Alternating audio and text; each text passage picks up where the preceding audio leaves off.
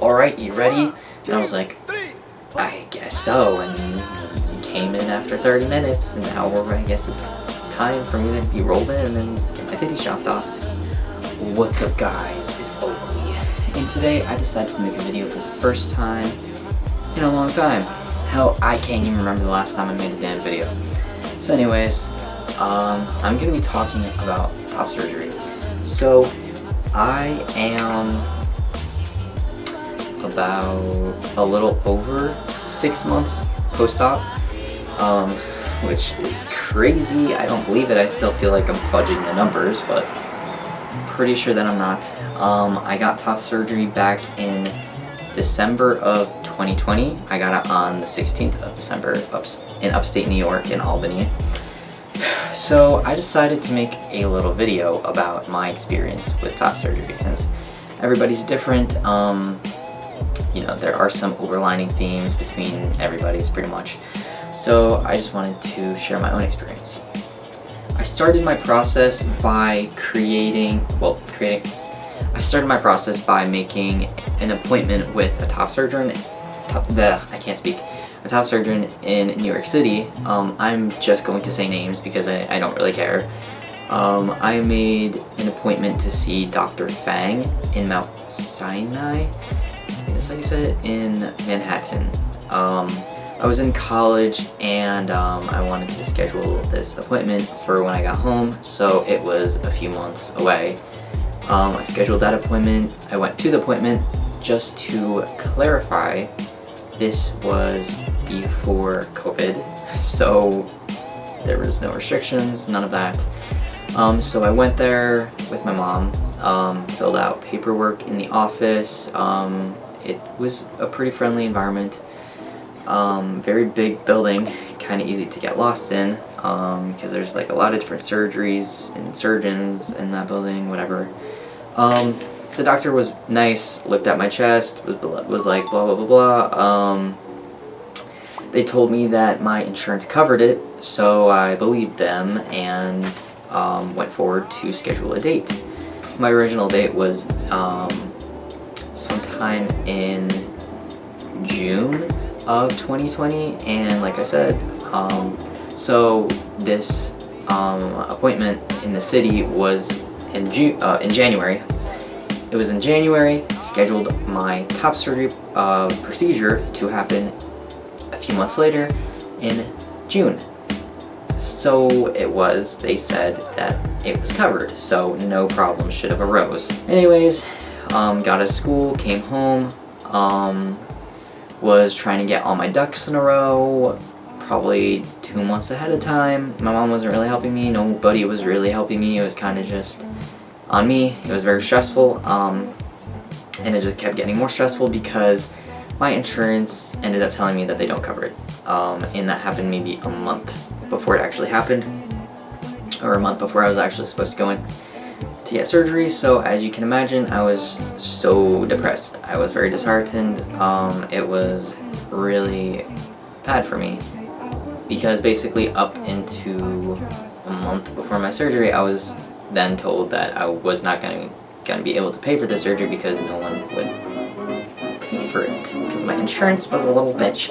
They wouldn't pay. They wouldn't cover it because in their clause effects or whatever the hell it is called. I don't know. I'm an average person. It basically said that they don't cover anything transgender related, but that I would have been able to get the surgery and would have been able to get it covered if I was a woman with breast cancer, but not a transgender man with dysphoria. It didn't matter that I had everything that I needed to have, like a letter from my therapist. Basically, that was all I really needed, and had been on T for over 2 years at that exact point. Anyways, so that happened, and I created a GoFundMe. So that time period around that summer, things got a little complicated because I wanted to take out a loan just so I could get the damn surgery just when I needed it. I was very active on Reddit forums, trying to figure something out. I was advised not to take out loans by basically everybody. I got a job. I immediately pretty much applied for jobs, any job that I could get. And pretty sure that the first job that I had that summer was working full-time at a golf course maintenance. It was probably a half hour for me, so it was a pretty long drive.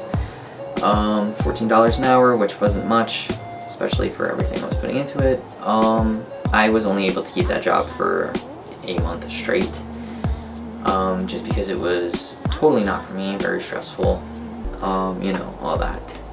So, right after that, I got a job at a bagel place as a dishwasher, part-time. Kept that job for multiple months, actually right up until I got the surgery. I had that job, and in the middle of all of that, I got a second job, working as a bike mechanic. So I was busy. I was a working man that whole summer, basically.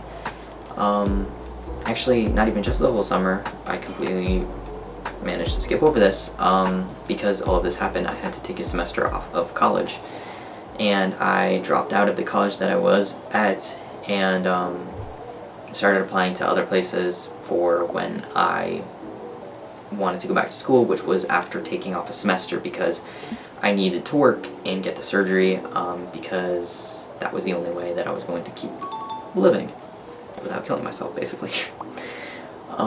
So yeah, worked those 3 jobs. I originally wanted to keep the same surgeon. Dr. Fang charges about $10,000 to $11,000 for top surgery. And I just couldn't do that because I was not making that money. I was making minimum wage. One job I was getting paid off the books. The other was $1 above minimum wage, I think, if not minimum wage itself, including all the money that was getting taken out for taxes and all of that. Let me see if I have water. Boy, could use some water right now. 1, 2, 3, 4. I know, a long story. I lived through it. So Dr. Fang charged $10,000, so I was kind of all over the place. I knew that I was not going to be able to make all of that money.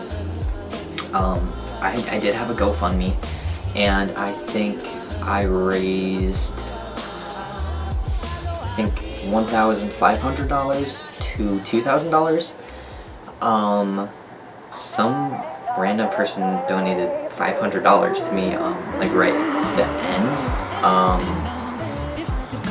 and that was like so amazing. That like literally made my whole fucking month, if not my whole life. Not really, but it was very generous. So I decided that I needed to change surgeons to somebody that was local, kind of local, at least in the state, so that I could better afford it. I found a surgeon up in Albany when originally I was supposed to get my surgery in New York City because I live on Long Island. So it was about a 4 to 5 hour drive, I don't really remember. So I was able to do a consultation online. This was when COVID was around. COVID made things a lot more difficult for me. I was working through COVID because of all of this.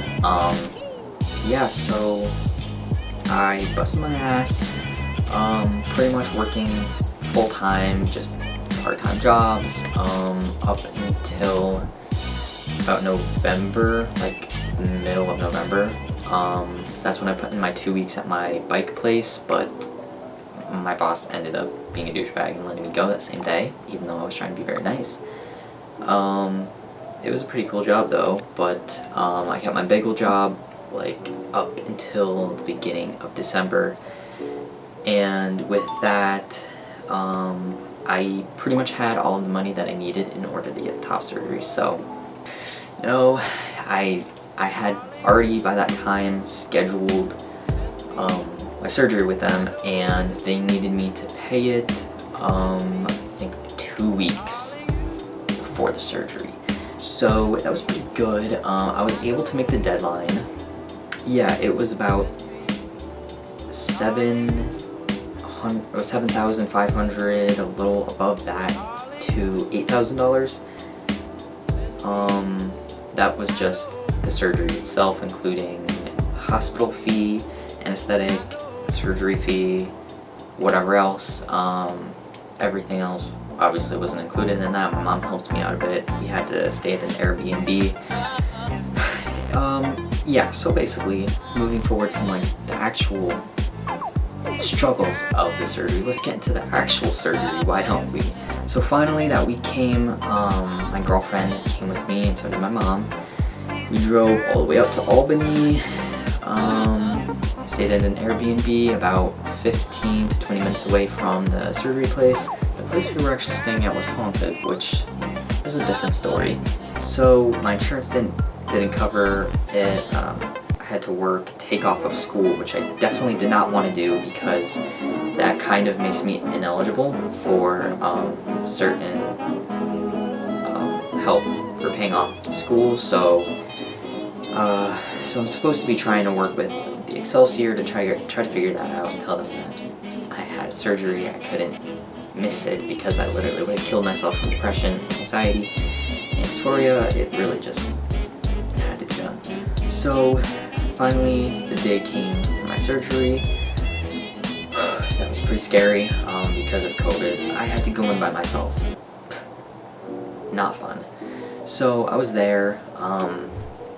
They signed me in and everything. Had to wear a mask, all that. They were playing Christmas music because it was around Christmas time, but I really needed that festivity in my life at that time. So basically when it was my time, I went in. It didn't seem like there were other trans people there. It was kind of just like a bunch of old people for like different surgeries and stuff. But yeah. So I went in. The rooms were weird because it wasn't even really a room. It was just like a curtain, like a really big curtain in a pretty kind of small room. Bigger than my room for sure, but yeah. So I had to get naked. No one watched. I just got into a robe and they gave me these socks that I still have. It has a smiley face on them. So yeah, they did that. And then they put the IV in me. That grossed me the shit out. But yeah, the nurse was really nice. I don't remember being misgendered at all. Could have been, I don't remember. But my memory gets a little fuzzy because after, so my surgeon finally comes in after what felt like a half hour of me just sitting there without a phone, without anything, just staring there, just staring around me and thinking like, oh my god, like, is this like the right thing for me? And I'm like, oh my god, like I worked so hard to get here, but I'm so scared. Yeah, so the surgeon came in, marked up my chest, which was weird. But it was also kind of like not weird because it was like, this is the last time anybody's ever gonna see my chest. This is the last time I'm gonna have my chest. Last time I'm ever gonna feel my chest being marked up. First and last time. Yeah, and then I think the IV was in me at that point, and then they were basically like, alright, you ready? And I was like, I guess so. And he came in after 30 minutes, and now I guess it's time for me to be rolled in and then get my titties chopped off. So they put my chair back, or the bed. I was like up a little, they laid me down. They were like, alright, we're gonna pump this stuff into you and we're gonna roll you out. I was like, okay. And it was so weird because it was like, I know, like, I already paid for it, but it didn't, like, feel like I already paid for it, because that's, like, weird. Like, I was there getting something I already paid for, but I didn't already have. They rolled me down the hallway, and they were pumping me with the anesthetic, and I started, like, dazing the hell out. They rolled me into the room, and I remember, like, vaguely seeing the room around me, maybe, like, looking around a little bit, and then I was out like a light, basically. When I woke up, it was the weirdest fucking thing in my whole damn life. I was in a wheelchair, and the nurses were talking to me. and they were telling me how to take care of my chest. They were talking to me about my chest. Well, I have this zipped up thing. It basically looked like a tank binder with a zip. So uncomfortable. I had my trains. Oh, hate trains. Me and the homies hate trains.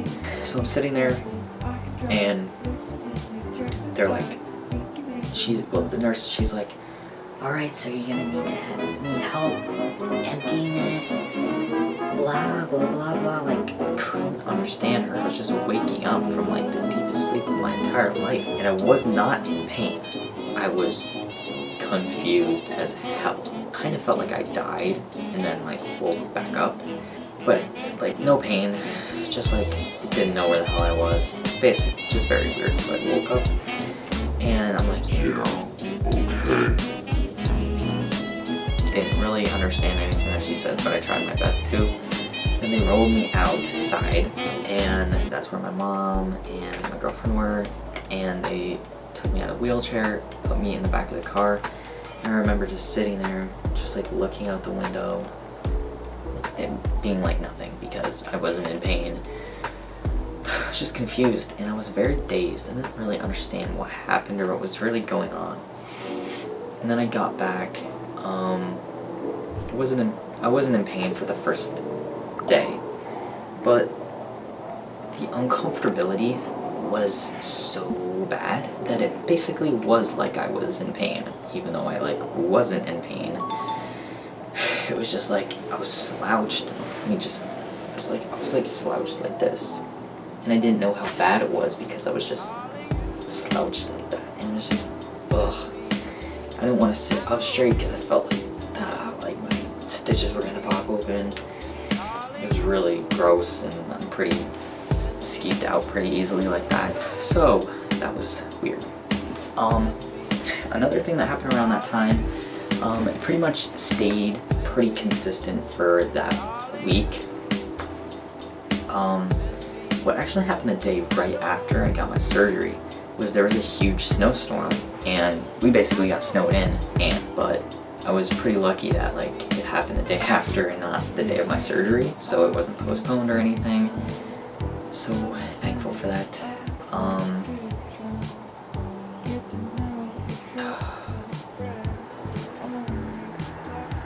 like I'm in a cage over here, man. I was taking the meds that they gave me. A few meds. They gave me like anti-nausea, painkiller, whatever else. They gave me Percocets. I actually almost ended up getting addicted to that, which was pretty scary. But they took the pain away and they took the uncomfortability away, which was so amazing because I was so uncomfortable. Like, I can't even explain to you how uncomfortable I was. I just felt like shit. And it did not help that like I was sleeping on a futon basically, or a couch, and like I tried to prop myself up the best that I could, but every single night I would just slide down so slowly, and it was so frustrating. It sounds funny now and I can laugh about it, but it was so frustrating because I was crippled. I hated to move my arms. My arms stayed like this all the time. My girlfriend and my mom helped to empty the drains, which was so gross. Things ended up getting a little bit more complicated. My surgeon basically told me that like I could go home and that somebody else would take the stitches out. Ended up nobody wanted to take the damn stitches out for me. So I had to drive myself like 3 weeks post-op back up to get them taken out. It was really bad, and that was the first time I was driving after that, and holding my arms up, doing anything. That was like the first time I was doing anything, really. It was not fun. There was COVID scares around that time too at my house, so I stayed in the city with my girlfriend, and yeah,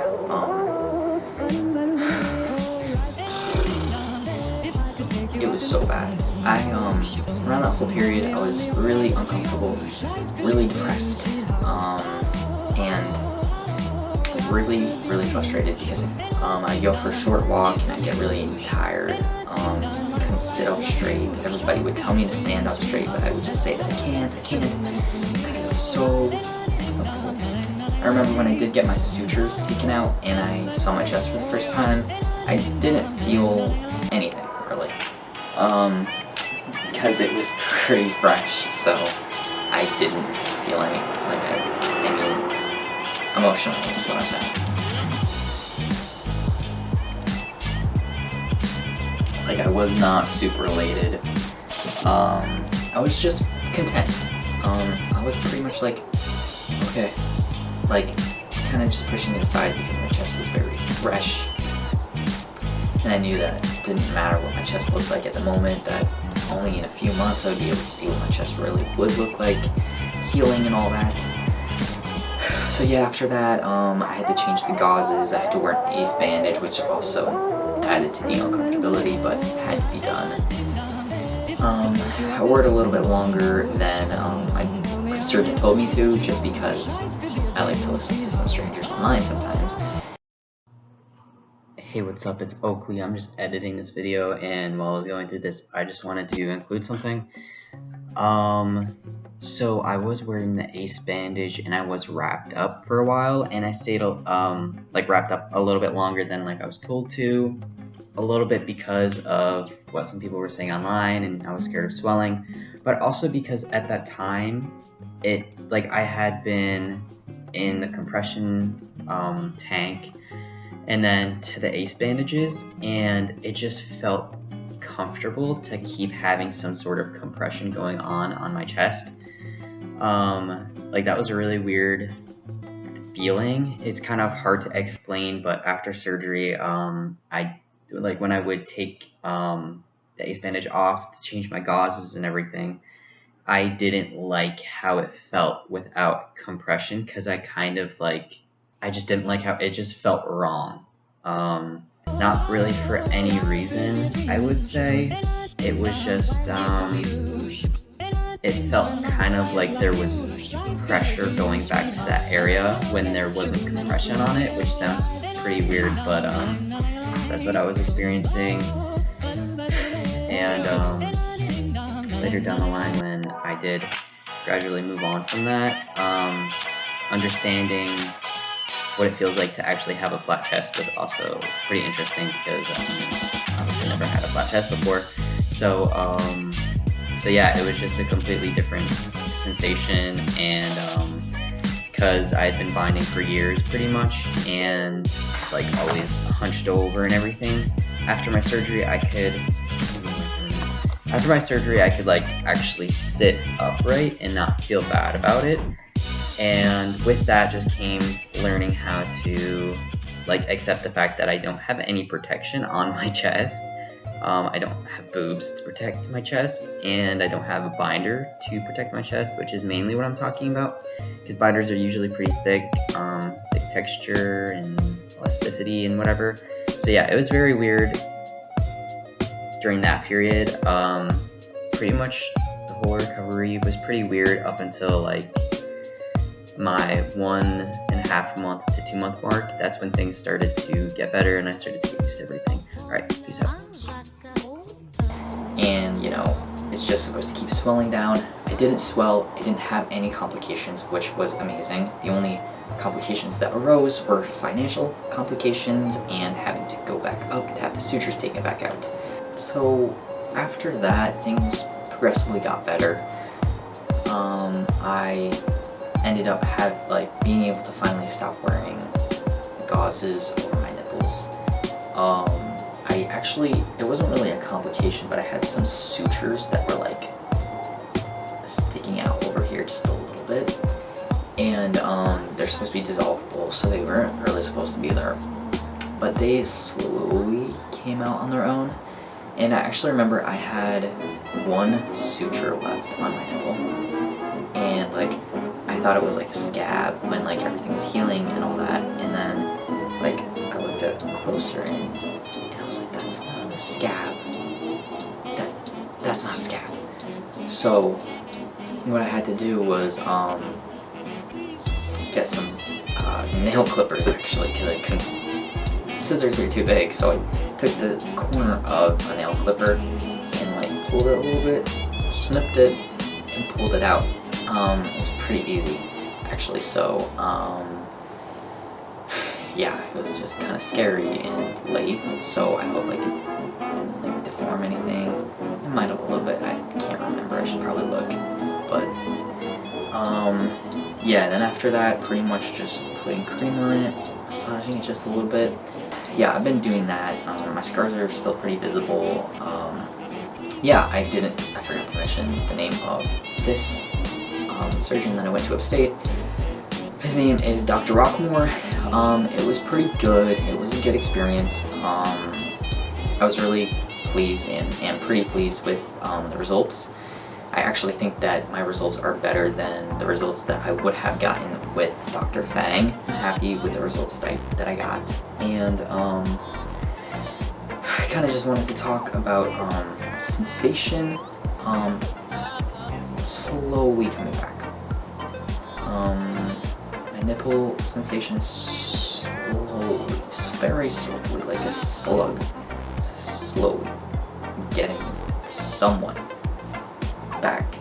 It's never going to be the same, but like it's slowly coming back. And I know that if I keep massaging, things will get better, probably faster.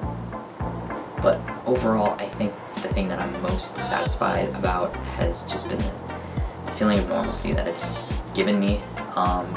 Being able to not worry about binding at all has been like a godsend, like just so amazing. Like I tend to like forget about it and be like, oh, whatever. But like when I remember how much I was struggling before I got top surgery, I just kind of feel like crying sometimes, like, or just feeling so much gratitude towards being able to have gotten the surgery. I don't have to worry ever again about binding. It's so weird, but like so amazing at the same time. I can like sleep over at a friend's house if I want to. I can go swimming if I want to. Like I can do all these things without having those extra steps that binding brought into the picture, where I have to make sure that I take my binder off. I have to make sure I put my binder on. I have to make sure that I'm breathing and whatever. And like during that whole time when I was working, I was binding the whole time. There was a lot of instances where it was not good that I was working so much and that I was also binding all day. It was dangerous. I got some pains when I was working in the heat doing manual labor, which basically was all of my jobs. I was basically doing labor. RIP, but totally worth it. I got the money. Like I said, sometimes I forget what it was like pre-surgery, but when I remember it, I'm very grateful. I am eternally grateful, to be honest. And I know that when or if I ever choose to get other surgeries, that it'll probably be different, but underliningly similar. Yeah, so pretty much gonna conclude this video. I am about 6 months post-op top surgery from Dr. Rockmore in Albany. And also to end on a pretty nice note is that yes, I worked for about 6 months or more, or however long it was, I don't really know, but all of that money I made went directly into top surgery. So pretty much at the end of the day, I had very little money left to compared to what I had. It was really sad that all of that money had to go into the surgery, even though my insurance should have just covered it. I did have the opportunity to wait a few extra months to try to get onto my mom's insurance to see if they would cover it, but the whole journey was full of uncertainty all the time. Every corner I didn't know was there. Just everything was in the dark, and I was just stumbling through, just trying to put the pieces together, pieces that I didn't even know were pieces. It was just crazy.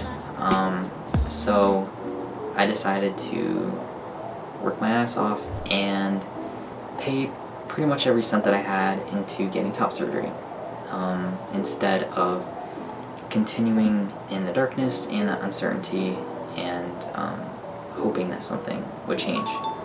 And I decided to not do that.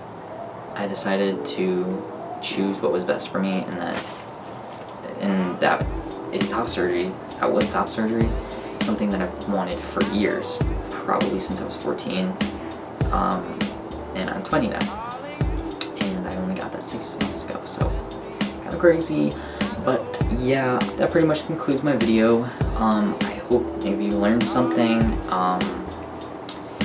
Yeah, if you want to leave a comment or whatever, the comment section is below.